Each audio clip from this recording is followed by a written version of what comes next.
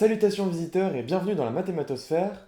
Dans la vidéo d'aujourd'hui, nous aborderons une nouvelle série de vidéos dans laquelle nous parlerons de la programmation en Python.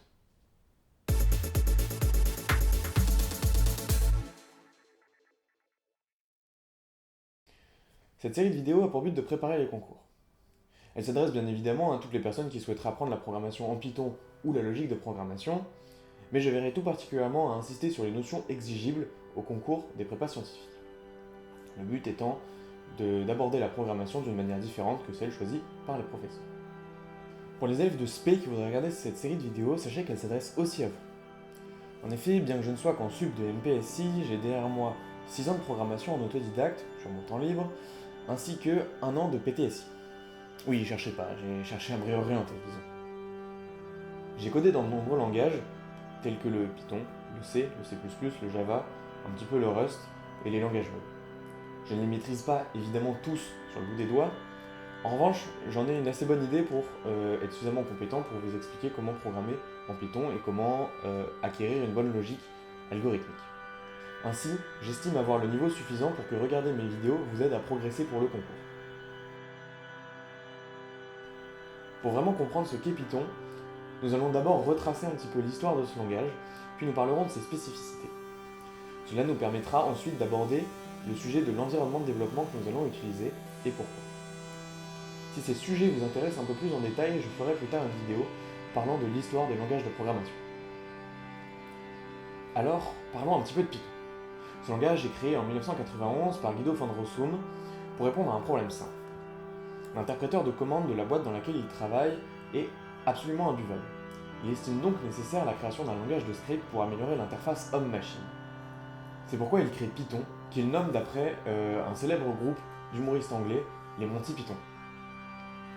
Le Python est donc un langage dit interprété, c'est-à-dire que pour exécuter ses instructions, il nécessite un langage tiers, qu'on appelle l'interpréteur, qui est chargé de traduire les instructions du code source en instructions que le processeur peut comprendre. Cela présente de nombreux avantages. Déjà, pas besoin d'attendre qu'un compilateur compile l'intégralité du programme pour pouvoir le tester, et surtout seule la partie du code qui a vraiment besoin d'être exécutée est lue. Cela permet de gagner énormément de temps, ce qui en fait un langage de prototypage idéal. Seulement, cela présente un gros défaut, c'est que c'est beaucoup plus lent à l'exécution. En effet, s'il faut un programme tiers pour traduire le code, cela ralentit énormément la machine. Le Python est donc un langage de prototypage idéal car il permet de programmer rapidement et de tester ses idées, mais ce n'est pas un langage forcément très puissant pour ce qui est de créer un produit fini. C'est pour ça qu'il est utilisé quand il faut avoir un langage rapide à écrire et là où la vitesse d'exécution importe peu, pour le calcul scientifique par exemple. Maintenant, il nous faut un endroit pour écrire du code. Et oui, c'est vrai qu'on va pas coder dans le vide. Pour ça, il nous faut un éditeur de texte. Personnellement, je suis partisan du au plus simple au mieux, donc je vous propose d'utiliser un éditeur de texte tel que Visual Studio Code ou Sublime Text, qui sont des logiciels simples, mais qui font le job.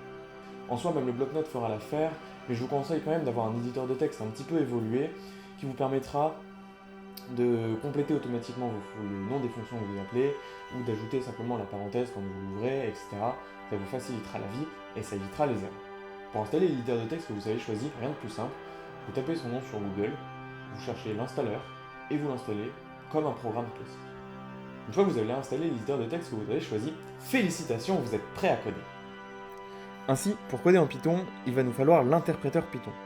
Pour cela, rien de plus simple, il suffit d'aller sur le site python.org et de télécharger l'installeur. On effectue la manœuvre d'installation très classiquement, et voilà, vous avez maintenant Python 3, quelque chose, installé sur votre machine. Nous allons donc écrire le script que tous les développeurs utilisent pour vérifier que leur environnement de développement fonctionne, le fameux Hello World. En Python, il est très simple, il ne prend qu'une seule ligne, il suffit de taper print, on ouvre les guillemets, et Hello World. On enregistre. Je l'ai personnellement enregistré sous le nom main.py. C'est la convention, quand on crée un programme Python, en général, ou un programme en général, le fichier principal s'appelle main. Pour l'exécuter, c'est là que ça va différer si on utilise les éditeurs que les prépa recommandent, tels que Spider ou Piso, etc. Dans ce cas, vous aurez juste un bouton pour lancer l'exécution.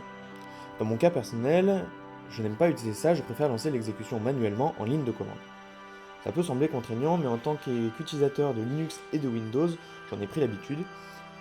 Donc pour ça, je commence par utiliser la commande cd plus le chemin d'accès du dossier que je veux utiliser.